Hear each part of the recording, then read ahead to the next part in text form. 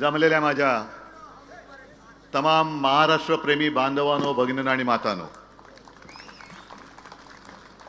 मी आजपासून माझ्या भाषणाची सुरुवात वेगळी करायला सुरुवात केलेली आहे.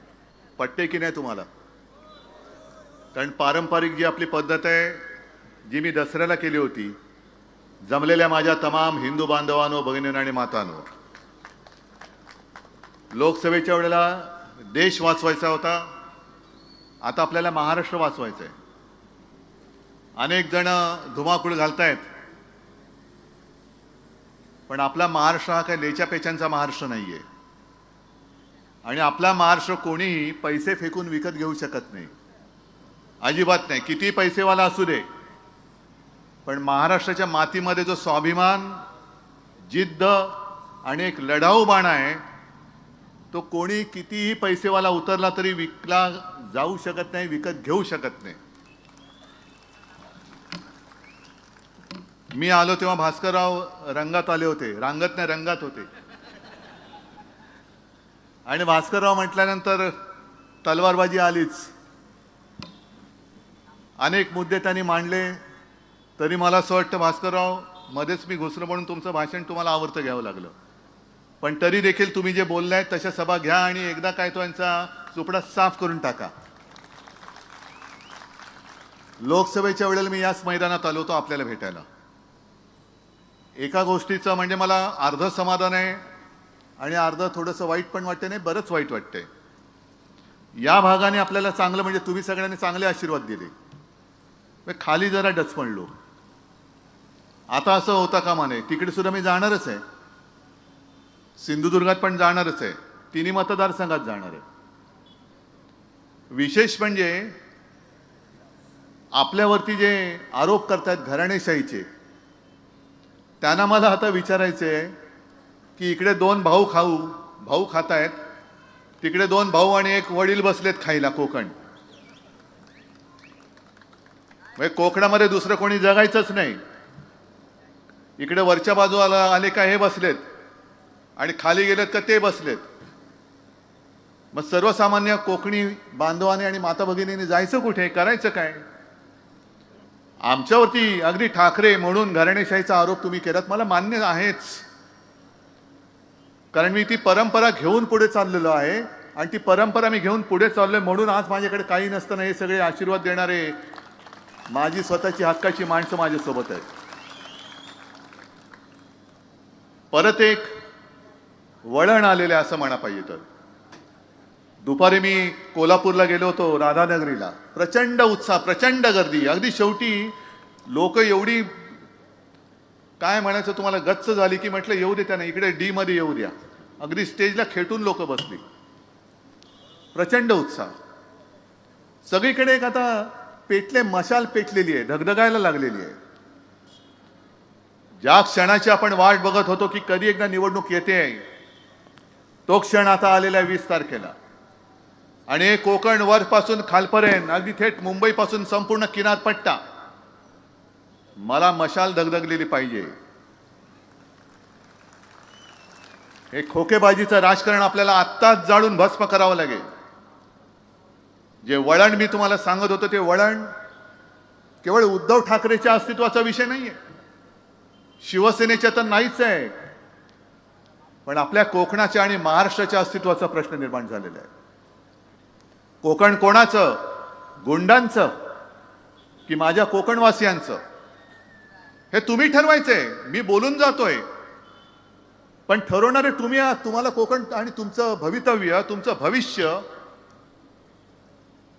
हे शिवशाही मानणाऱ्या शिवसैनिकाच्या, महाविकास आघाडीच्या कार्यकर्त्याच्या हातात द्यायचे की गुंडांच्या हातात द्यायचे, की जो पैशाचा माज दाखवून कोणी असेल तर मी विकत घेऊ शकतो, या एका गुरमीत चालणारी लोक आहेत, त्यांच्या हातामध्ये तुम्ही तुमची मुलं बाळ आणि तुमचं आयुष्य त्यांना तुम्ही देणार आहात का?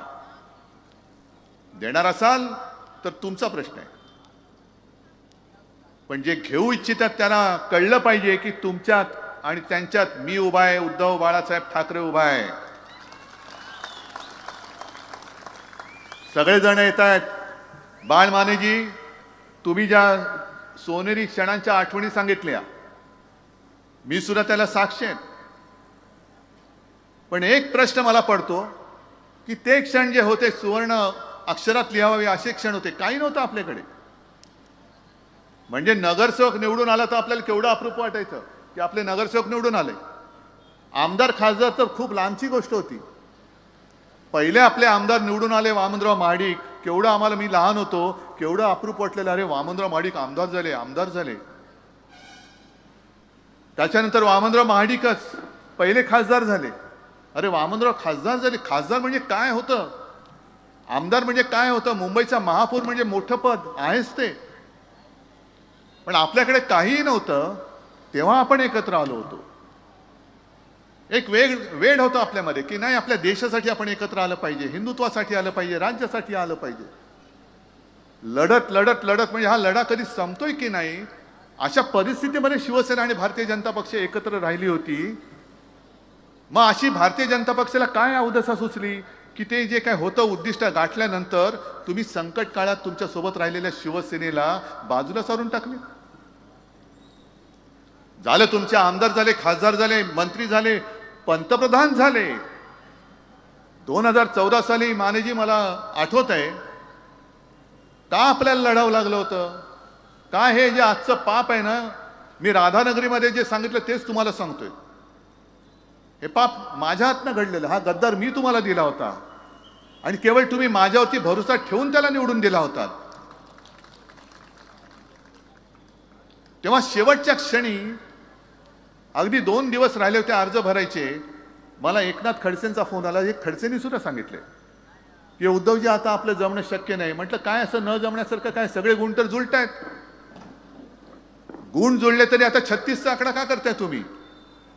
36 गुण जुळले तरी देखील 36चा आकडा कशाला? आपण होते ना, 2 दिवस आहेत, जुळून टाकू सगळं. नाही नाही म्हणे, आता आम्हाला वरनं निरोप आलाय, आता युती वगैरे काय करू नका. पण नाईलाज झाला माझा. अचानक उमेदवार आणायचे तरी कुठून? जे आपलं म्हणून आपण तयारी केली होती, नाही रत्नागिरी म्हणजे बाळमाने म्हणजे भाजपला सोडली, हे म्हणजे यांना सोडलं, अचानक आणायचं कुठून? मग हे आलं भूत. लढलो आपण, झाला तुमचा दुर्दैवाने पराभव. पण त्याच्यानंतर 2019 साली तुम्ही सुद्धा एक दिलदारपणा दाखवला. युती झाल्यानंतर तुम्ही खळखळ नाही केलीत, बंडखोरी वगैरे केली नाही. तुम्ही परत या भूताला अगदी माने म्हटल्यानंतर मानेवरती घेतलं. आता हे भूत मानेवरनं उतरायला पाहिजे, हे उतरून टाकायचं. गेले 2.5 वर्ष, बरं 14 साली जेव्हा आपण घेतलं होतं तेव्हा मला सांगितलं की उद्धवजी मी निवडून येतो, पण मला मंत्री बनवाल ना. तेव्हा सत्ता आणायचीच होती. मी म्हटलं बनवतो मंत्री. 14ला नाही बनवू शकलो, पण आमची ख्याती अशी की आहे की शब्दाला पक्का, एकदा शब्द दिला की दिला, मग परत मागे घ्यायचा नाही. 19 साली सत्ता आली, आमचा शब्द आम्हालाच आठवला आणि बनवला याला मंत्री. त्या मंत्रिमंडळाच्या कालखंडामध्ये आणि आता गेल्या 2.5 वर्ष उद्योग मंत्री म्हणून तुम्ही जे काय काम केले असेल, तर घरचे उद्योग सोडा, बाहेरचे उद्योग किती केले ते सांगा पहिले. बाहेरचे उद्योग अनेक आणि इकडे ठणठणाट. काय रत्नागिरीकरांना मी विचारतोय, एक तरी उद्योग या उद्योग मंत्र्यांनी आणला रत्नागिरीत? महाराष्ट्राचं तर बातच सोडा. स्वतःच्या मतदारसंघाला जो एक उद्योग आणू शकत नाही, उद्योग देऊ शकत नाही, असे निरुद्योगी मंत्री हे परत बेशरमपणाने मत मागायला येत आहेत आणि आपण मत देणार आहात त्यांना. इकडे हे, तिकडे राजन साळवीचे विरुद्ध यांचे भाऊ, काय मोठमोठी त्यांनी लोकसभेच्या वेळेला पैशाची मस्ती दाखवली होती. जणू काय हे म्हणजे महाराष्ट्रामध्ये असं व्यक्तिमत्व झालंच नाही, असे सगळे होर्डिंग मुंबईत पण लावलेले. पण त्यांना कळत नाही की हा जो लढा आहे हा निष्ठावंताशी तुम्हाला लढायचा आहे. राजन साळवी हा शिवसेना प्रमुखांचा निष्ठावंत सैनिक आहे. हा तुमच्यासारखा लाच घेऊन, खोके घेऊन सुरतेला पळालेला नाही. त्यांच्यावरती अनेक दडपणं आणली, घरी धाडी पडल्या, पत्नीला मुलांना अटक करू म्हणाले, तरी सुद्धा हटला नाही अजिबात. आणि म्हणून मी या निष्ठावंताला पुन्हा सांगितलेलं की राजन तुम्हीच तिकडे योग्य आहात, लढा, बघू कोण गद्दार येतोय, आडवा करून टाकू त्याला. म्हणजे मी लोकसभेच्या वेळेला आलो होतो तेव्हा या सगळ्या गोष्टी तुम्हाला सांगितल्या होत्या की धाड टाकल्यानंतर घरी शिवाजी महाराजांच्या पुतळ्यांची किंमत करता तुम्ही महाराजांच्या. नालायक लोकांनो, महाराज जर झाले नसते तर तुम्ही जिवंत राहिला असतात. इकडे महाराजांच्या पुतळा जो राजन साळवींच्या घरी आहे, सगळ्यांच्या घरी आहे, माझ्या घरी आहे, यांच्या घरी सुद्धा आहे. आणि महाराज फक्त पुतळ्यामध्ये नाही, महाराजांच्या हृदयामध्ये आहे. कराल किंमत तुमची, त्यांची किंमत कराल. इकडे राजांच्या घरी सापडलेल्या म्हणजे ठेवलेल्या शिवाजी महाराजांच्या पुतळ्याची किंमत केली किती, ह्याची किंमत काय. मग मी तेच म्हणतोय, जी किंमत तुम्ही त्या पुतळ्याची करताय, त्या तिकडे सिंधुदुर्गात मोदींच्या अशुभ हाताने जो पुतळा उभा केला होता, जो कोसळला, त्याची किंमत केली तर तुमची लायकी कळेल त्याच्यात किती पैसे खाल्लेत. पण फसवलं आपल्याला. पंतप्रधान आले, पंतप्रधानांच्या हस्ते शिवाजी महाराजांच्या पुतळ्याचं अनावरण, आणि 8 महिन्यामध्ये पुतळा पडतो. महाराजांचा पुतळा पडू शकतो आणि महाराष्ट्र ते सहन करू शकतो. त्याच्यानंतर मोदीजींच्या ते लक्षात आलं की अरे ये तो कुछ तो गले पे अटक रहा है. मग त्यांनी महाराष्ट्रात येऊन माफी मागितली, आणि ती माफी सुद्धा कशी, गुरमीमध्ये धमकी जशी द्यावी तशी माफी मागितली. काय महाराष्ट्र म्हणजे काय तुम्हाला वाटतो काय हो, पाय पुसणं आहे काय महाराष्ट्र तुमचं, की कधी यायचं आणि काही पुसून जायचं. महाराष्ट्र तुमचा पाय पुसणं नाहीये, महाराष्ट्र तुम्हाला पुसून टाकल्याशिवाय राहणार नाही. हा छत्रपती शिवरायाचा महाराष्ट्र, पुसून टाकतो आम्ही तुमचं नाम निशाण. मग ते कोश्यारी होते, त्यांनी महाराजांचा अपमान केला होता. आपण मोर्चा काढला होता मुंबईत, हटाव कोश्यारी हटाव, महाराजांचा अपमान करणारा राज्यपाल नाही पाहिजे. नाही हटवला, कारण महाराजांचा अपमान झालाय. मोदींवरती जरा बोलून बघा, नाही तुमच्या घरामध्ये पोलीस आले ना तर मी काही हारायला तयार आहे. मोदींचा अपमान नाही करायचा, महाराजांचा झालं तरी चालेल. आणि म्हणून मी ठरवलेलं आहे, प्रत्येक सभेत मी सांगणार आहे, जे दसऱ्याला बोललो, की तुमच्या आशीर्वादाने आपल्या महाविकास आघाडीचं सरकार आल्यानंतर महाराष्ट्राच्या प्रत्येक जिल्ह्यात मी छत्रपती शिवाजी महाराजांचं मंदिर बांधल्याशिवाय राहणार नाही. देव आहेत ते, आमचे दैवत आहे. आणि केवळ महाराष्ट्राच्या प्रत्येक जिल्ह्यातच नाही, तर सुरतेमध्ये सुद्धा मी छत्रपती शिवाजी महाराजांचं मंदिर बांधल्याशिवाय राहणार नाही. आणि मी सुरतेमध्ये एवढ्यासाठी बोलतोय, आकसाने नाही म्हणत. हे गद्दार जिथे पहिले पळाले, जी इंग्रजांची वखार छत्रपती शिवाजी महाराजांनी स्वराज्यासाठी लुटली होती, धडा शिकवण्यासाठी त्यांना, तिथे हे पळाले. अरे स्वतः जे सुरतेमध्ये पळाले ते सुरत महाराष्ट्र लुटते, ती लुटते थांबू शकते. आणि म्हणून मी सुरतेमध्ये महाराजांचं मंदिर एवढ्यासाठी उभारणार की पुन्हा कोणी गद्दार इथून सुरतेला जाता कामा नये. कारण इथे सुद्धा महाराज आहेत आणि तिकडे सुद्धा महाराज आहेत, दोन्हीकडे महाराज आहेत. जिथे जाल तिकडे महाराज आहेत. तकमक टोकावरनं तुमचा कडेलोट करण्याची आज्ञा दिल्याशिवाय ते राहणार नाहीत.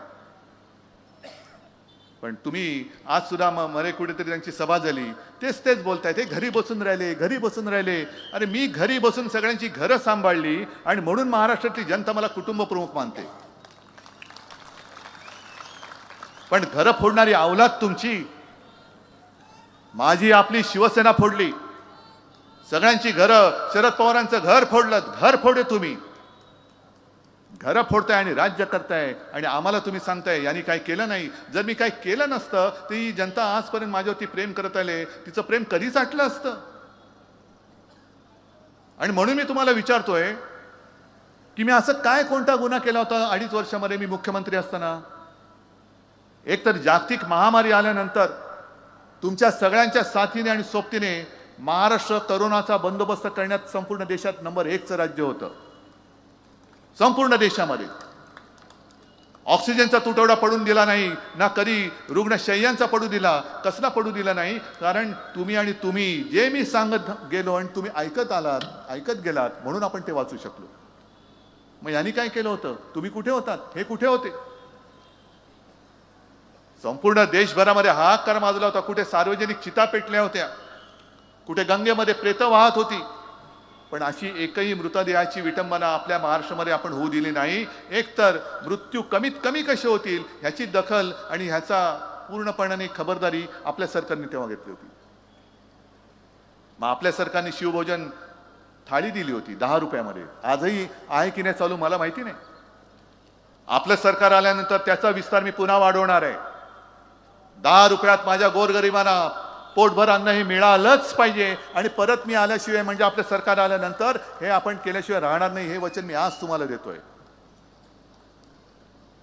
त्याच्यानंतर काही जण सांगतात अहो बघा जरा. म्हटलं काय बघायचं? नाही, महिलांना जरा ते फसवतायत, महिलांसाठी योजना देत आहेत. मग इकडे माता भगिनी बसल्यात, त्यांना विचारतो ते जे काय तुम्हाला देत आहेत 1500 रुपये घर चालते का तुमचं? अनेक जण म्हणतात की आम्हाला 1500 मिळतात. जरूर, पण महागाई एवढी प्रचंड वाढले की 1500 रुपये आमच्या पर्यंत येईपर्यंतच ते संपून जात आहेत. मधल्या काळामध्ये मी संभाजीनगरला गेलो होतो आणि तिकडे शेतीच्या बांधावरती उतरल्यानंतर ज्या काम करणारे शेतमजूर महिला आहेत त्यांना मी विचारलं काय ताई 1500 रुपये मिळाले? होय मिळाले म्हणे. मग काय बरं चाललंय? त्याला कसलं बरं म्हणे, पोराचं ऍडमिशन थोडी होतं होय. पोराची ऍडमिशन म्हणजे तिला 1500 रुपये ठीक आहेत, पण मुलाचं मी शिकू कशाला? मी कष्ट का करते? आई वडील जे कष्ट करतात ते मुलं मोठी होण्यासाठी करतात. मुलगा माझा शिकला पाहिजे. ते घोषणा ठीक आहे, मुलगी शिकली, प्रगती झाली, 1500 देऊन घरी बसवली, ही त्याच्या शिक्षणाची किंमत. मग स्वतःच्या पायावर उभं कधी राहणार? कोण करणार उभं? आणि म्हणून मी ठरवलेलं आहे आपलं सरकार आल्यानंतर जसं मुलींना उच्च तंत्रज्ञानापर्यंत शिक्षण हे मोफत दिलं जातं तसं महाराष्ट्रामध्ये जन्मलेल्या प्रत्येक मुलाला सुद्धा आपलं सरकार मोफत शिक्षण दिल्याशिवाय राहणार नाही. मोफत शिक्षण, तुमच्या पायावर तुम्ही उभे राहा. स्वतःची मुलं कष्टाने कमवून तो जो घास तो 1 रुपया जरी असला ना तर त्याची किंमत तुमच्या 1500 नाही 15,000 कोटीपेक्षा जास्त त्या आईला असते. हे तुम्हाला कळणार नाही कारण तुम्ही सगळे घाऊक व्यापारी सगळे झाले, सगळे विकत घ्यायला निघालात तुम्ही. आणि म्हणून मी दुसरी जी योजना सांगतोय, जसं मनोहर जोशी, रवींद्र मानेजी तुम्ही मंत्री होतात त्या सरकारच्या काळात आपण जीवनावश्यक 5 जीवनावश्यक वस्तूंचे भाव हे स्थिर ठेवले होते. मग त्याच्यामध्ये डाळ आली, तेल आलं, साखर आली, तांदूळ आला, गहू आला. शेतकऱ्याचं 1 रुपयानी सुद्धा नुकसान होऊ न देता आपलं सरकार आल्यानंतर या 5 जीवनावश्यक वस्तूंचे भाव 5 वर्षासाठी आम्ही स्थिर ठेवून दाखवल्याशिवाय राहणार नाही. हे असं काहीतरी द्या. फुकटचं काही नकोय, हक्काचं मागतोय आपण. हक्काचं मागतोय. हक्क पाहिजे. महिलांची सुरक्षा वाऱ्यावरती आहे. आणि दुपारच्या सभेत मी बोललो, बदलापूरमध्ये जी एक दुर्घटना घडली, म्हणजे अत्याचार झाला एका शाळकरी मुलीवर. जा हे 3 भाऊ जे आहेत ना, एक देवा भाऊ, दुसरा दाढी भाऊ आणि तिसरा जॅकेट भाऊ, तर तिन्ही भावांना मी सांगतोय तुमच्यामध्ये जर का धमक असेल तर तिघांनी एकत्र मिळून त्या मुलीच्या आईला जाऊन 1500 रुपये देण्याची हिंमत दाखवावी. जा, जोडे खायचे असतील तर जा तिकडे. त्या माऊलीला पोलीस स्टेशनमध्ये ताटकळत ठेवली तुम्ही. तिची तक्रारीची दखल कधी घ्यायची? 10-10 तास बसले, 15-15 तास बसू दे ना, काय मेली तर मेली. पण तिच्या मुलीवर झालेल्या अत्याचाराची दखल घ्यायला पोलीस तयार नाहीत. आणि त्या मुलीचं जीवन उद्ध्वस्त करणाऱ्या नराधमाला तुम्ही गोळी घातली. ती गोळी मी दसऱ्याला बोललो ना, तर शिंदेला गोळी घालायला पाहिजे होती, तो भाग वेगळा. पण महिलांची सुरक्षा वाऱ्यावरती आहे. म्हणून आम्ही ठरवले, एक तर जसं पोलीस स्टेशन एक सर्वसाधारण पोलीस स्टेशन असतं तसं महिलांसाठी पोलीस अधिकारी आणि महिला पोलीस शिपाई असलेली स्वतंत्र पोलीस ठाणी आम्ही महाराष्ट्रामध्ये निर्माण करू. जिकडे महिला जातील त्यांची तक्रारीची दखल त्वरित घेतली जाईल आणि ताबडतोब कारवाई होईल. शिक्षण आहे, सगळं आहे, ह्याच्याकडे कोणाचं लक्षच नाहीये. फक्त आमदार कसे फोडायचे, सत्ता कशी आणायची. घे, हा मोठा झाला घे त्याला, तो मोठा झाला घे त्याला. काय सट्टा बाजार लावलाय तुम्ही? आज सुद्धा रोजगाराच्या नावाने सगळं ठणठणाट आहे. कुठेही नवीन रोजगार आलेले नाही. कोरोनाच्या काळामध्ये आपण 6.5 लाख कोटींचे सामंजस्य करार करून दाखवले होते. आणि आपलं सरकार जर का ह्या गद्दारांनी पाडलं नसतं तर आज त्याच्यापैकी बरेचसे उद्योग हे महाराष्ट्रामध्ये सुरू झालेले आपल्याला दिसले असते. पण ह्या उद्योगाबद्दल बोलायचं नाही. आणि उद्योग कोणते द्यायचे? म्हणजे टाटा एअरबस कुठे नेला? गुजरात. आणि माझ्या कोकणाच्या माथ्यावर काय मारतायत? बारसू रिफायनरी. बारसू पाहिजे तुम्हाला, म्हणजे बारसू मला पाहिजेच, पण रिफायनरी पाहिजे. मग जसं मी नाणारच्या वेळेला एक वचन दिलं होतं आणि मी ते करून दाखवलं, नाणार रिफायनरी रद्द करून दाखवली होती, तसंच मी वचन देतोय की तुमचा आशीर्वाद द्या, मी बारसू रिफायनरी इकडनं हद्दपार करून दाखवतो, रद्द करून दाखवतो. आणि त्यावेळेला एक गफलत होती, असं भासवलं जात होतं की हे खूप चांगलं आहे. पण जनतेला विचारण्याच्या ऐवजी, विचारण्याच्या आधी तुम्ही जनतेच्या माथ्यावरती प्रकल्प लादताय. आणि हेच जे काय सगळे गोष्ट आहे ती कुठली MIDC रद्द केलेली पुन्हा जिवंत केली. कशासाठी केली, कोणासाठी केली, कोणाच्या सांगण्यावरून केली? जनतेला काय हवंय, जनतेला काय आवश्यक आहे, तुमच्या कॉन्ट्रॅक्टर मित्राला काय पाहिजे, त्याच्यासाठी माझी जनता नाहीये. मला मोठा धक्का असा बसला, मला असं वाटलं होतं की अदानीचा प्रकल्प हा धारावी पुरताच आणि मुंबई पुरता मर्यादित आहे. म्हणजे अदानीचा हा राक्षस हा फक्त मुंबईमध्ये आहे. पण मी राधानगरीला गेल्यानंतर तिथल्या आपल्या उमेदवारांनी सांगितलं, KP पाटील, की आमचं हक्काचं पाणी ह्यांनी अदानीला विकले. म्हटलं पाणी विकतायत? तिकडे मुंबई विकली, तिकडे कोल्हापूरमध्ये पाणी विकलं, चंद्रपूरमधली एक शाळा अदानीला दिली. म्हणजे काय महाराष्ट्राचं नाव, हा महाराष्ट्र कोणाचा आहे? छत्रपती शिवाजी महाराजांचा राहणार आहे का अदानीचा महाराष्ट्र होणार आहे? शाहू फुले आंबेडकरांचा महाराष्ट्र राहणार आहे का मोदी आणि शहांचा महाराष्ट्र होणार आहे? या सगळ्या गोष्टी ठरवणार ही निवडणूक आहे. काय लोक जे ऐकतायत, सगळीकडे जाहिराती आता खूप झालेल्या आहेत, सगळ्या जाहिराती, आम्ही तेच बोलतोय, तेही तेच बोलतायत. पण शेवटी जनता विचारते, बाबा तुमचं भांडण तुमच्यापाशी ठेवा, तुम्ही मला काय देणार आहात? आम्ही हे तुम्हाला देणार आहोत. 5 जीवनावश्यक वस्तूंचे भाव स्थिर, तुमच्या मुलांना मोफत शिक्षण, मुलांसाठी शिकल्यानंतर रोजगारासाठी औद्योगिक, जागतिक दर्जाचं औद्योगिक केंद्र हे मुंबईत आणि महाराष्ट्रामध्ये आपण आणणार आहोत. जे सुद्धा केंद्र यांनी गुजरातला पळवलं, वित्तीय केंद्र, सगळं गुजरात, गुजरात, गुजरात. गद्दार पळाले गुजरात, उद्योग पळाले गुजरात. महाराष्ट्राचं मंत्रालय सुद्धा उदयाने गुजरातला नेलं तर आश्चर्य वाटण्याचं कारण नाहीये. कारण एवढी जुलम आणि दडपशाही चालले, कोणी यांच्याकडे जाब विचारण्याचं धाडस करत नाही. एकटी फक्त शिवसेना, आणि म्हणून तुमची शिवसेना, आपली शिवसेना त्यांनी फोडून टाकली. कारण मी तिकडे मध्ये होतो मुख्यमंत्री म्हणून, दिल्लीची हिंमत नव्हती महाराष्ट्राकडे वाकड्या नजरेने बघण्याची. काय हिंमत होती? एक सुद्धा उद्योग मी नेऊ दिला नव्हता. आणि पुन्हा आपलं सरकार आल्यानंतर हे सगळे पळवलेले उद्योग, ठीक आहे तिकडे सुखात असतील तर असू दे, पण नवे उद्योग मी महाराष्ट्रात आणल्याशिवाय राहणार नाही. जे करोना काळात मी करून दाखवलं होतं, मी करून दाखवलंय, म्हणून मी आत्मविश्वासाने बोलतोय. पण या सगळ्या गोष्टी तुम्हाला हवेत की नको आहेत? आज सुद्धा या सगळी यादी आहे मोठी, वाचायची तरी किती? टाटा एअरबस गेला गुजरात, वेदांता फॉक्सकॉन गुजरात, बलग्रक पार्क गुजरात, सगळं गुजरात. मोठं वित्तीय केंद्र गुजरात, गद्दार पळाले गुजरात. अरे काय महाराष्ट्रामध्ये काय शिल्लक ठेवणार आहेत की नाही? का महाराष्ट्रामध्ये नुसता बेकारीचा तांडा फिरवणार आहात तुम्ही? महाराष्ट्राच्या हातामध्ये काय भिकेचा कटोरा तुम्ही देणार आहात? रोज उठून तुमच्या पायाशी यायचं आणि भीक द्या म्हणून सांगायचं, दे दान सुटे गिरान म्हणून तुमच्या मोदीशांच्या दारात उभं राहायचं. हा भाजप मला मान्य नाही आणि हे यांचं हिंदुत्व मला मान्य नाहीये. मानेजी, आज तुम्ही आपल्या सोबत आलात या व्यासपीठावर, मी आता तुम्हाला सगळ्यांना कळेल. आणि इथे सुद्धा भाजपचे आणि अगदी संघाचे लोक असतील, त्यांना मी नम्रतेने सांगू इच्छितो की बाळ मानेंच्या वेदना त्यांना विचारा की ज्यांनी भाजप रुजवला ती लोक आता नको आहेत. भाजपचे अध्यक्ष नड्डा सांगतायत आता आम्हाला संघाची गरज नाहीये. मग कोणासाठी काम करताय? 100 वर्ष तुम्ही तुमच्या पिढ्या संपूर्णपणे वाया घालवल्यात. कोणाला डोक्यावरती घेऊन बसलात तुम्ही? हा भाजप संघवाल्याने तरी मान्य आहे का? आणि भाजपच्या जुन्या कार्यकर्त्यांना तरी हा भाजप मान्य आहे का? हे नेतृत्व भाजपचं मान्य आहे का? आज कोकणामध्ये बघाल तर हे सगळी भगव्याचे पाईक महाविकास आघाडीचे सगळे उमेदवार आहेत. एखाद दुसरा कुठेतरी सोडला तरी आपल्याच परिवारातली लोक आपल्यासमोर मी उमेदवार म्हणून दिलेले आहेत. पण भारतीय जनता पक्षाचं जे आज झालेलं आहे, मी दसरा मेळाव्यात जे बोललो की आपल्या इकडे कापूस वगैरे नाही, पण विदर्भात गेल्यानंतर कापसाला कापसावरती एक रोग येतो, कुठला मी विसरलो, डिंक्या रोग म्हणतात वाटतं त्याला. तो खोडाला लागतो आणि खोड पोखराला लागतोय. तसा हा दाढीवाला खोडकिडा हा भाजपला लागलेला आहे.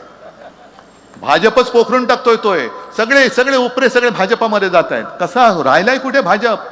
तो अटलजींचा भाजप गेला कुठे? अडवाणीजींचा भाजप गेला कुठे? अगदी जुनी जुनी जी लोक होती त्यांनी निर्माण खस्ता खाऊन खाऊन वेळ प्रसंगी रक्त सांडून मेहनत करून जे एक स्वप्न जोपासलं होतं त्या स्वप्नाला आता हा खोडकिडा लागलेला आहे. हा खोडकिडा लागलेला भाजप, ह्या भाजप म्हणून मानायला तुम्ही तयार आहात का? हे मी ओरिजिनल भाजपच्या कार्यकर्त्यांना विचारतोय. बरं, दुसरा महत्वाचा प्रश्न असा की एक प्रश्न मी तुम्हाला विचारतो, पण मी विचारल्यानंतर ती व्यक्ती ओरिजिनल कोणत्या पक्षाची हे तुम्ही उत्तर द्यायचं. देताय? तयार आहात?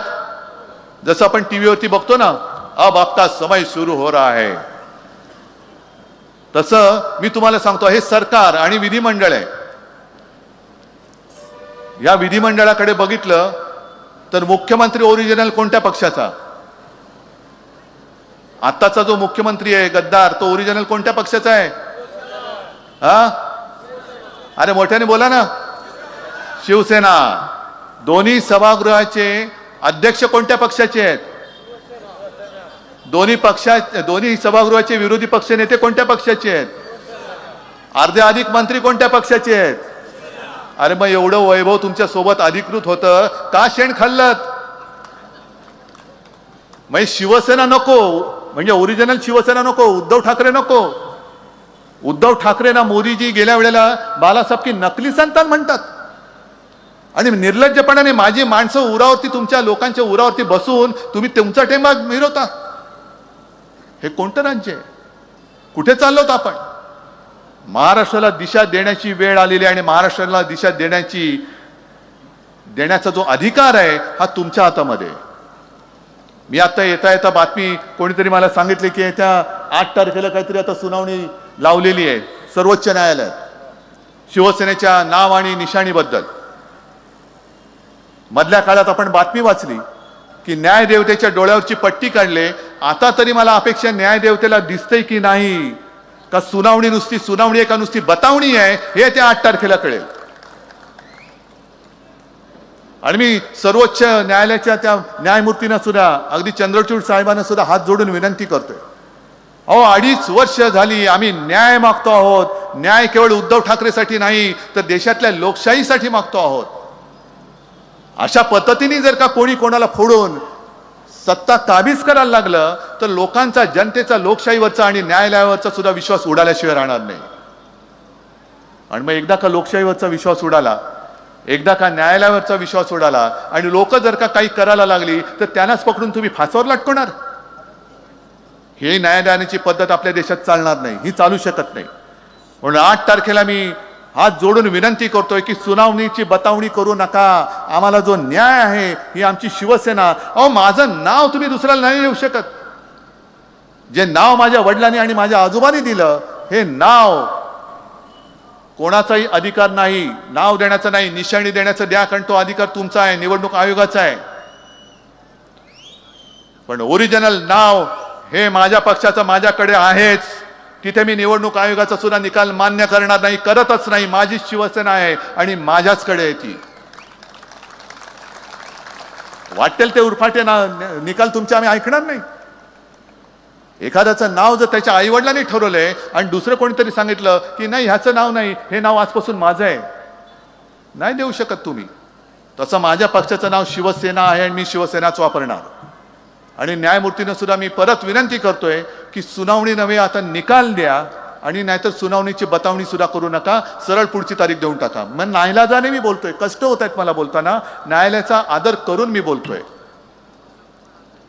आणि म्हणूनच आता न्याय मी तुमच्याकडे मागतोय. ही लढाई ही अनेक पैलूंनी होणार आहे. म्हणजे महाराष्ट्राच्या अस्तित्वाची लढाई आहे. महाराष्ट्र कोणाचा हे ठरवणारी आहे.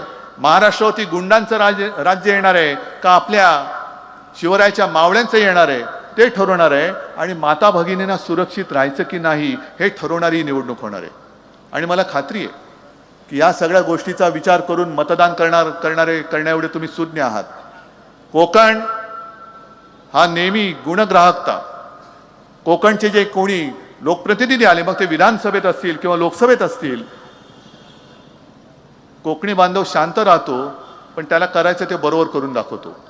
आणि म्हणून मला खात्री आहे की इथली ही घराणेशाही, यांची वरची आणि तिथली खालची, आणि वरती बसले ते खालच्यांचे वडील, ही घराणेशाही नव्हे, ही गुंडशाही आहे. आणि ही गुंडशाही, तिला तुम्ही चूड लावल्याशिवाय राहणार नाही. आणि तसं तुम्ही ते कराल एवढी खात्री बाळगतो आणि आपली रजा घेतो. जय हिंद, जय महाराष्ट्र.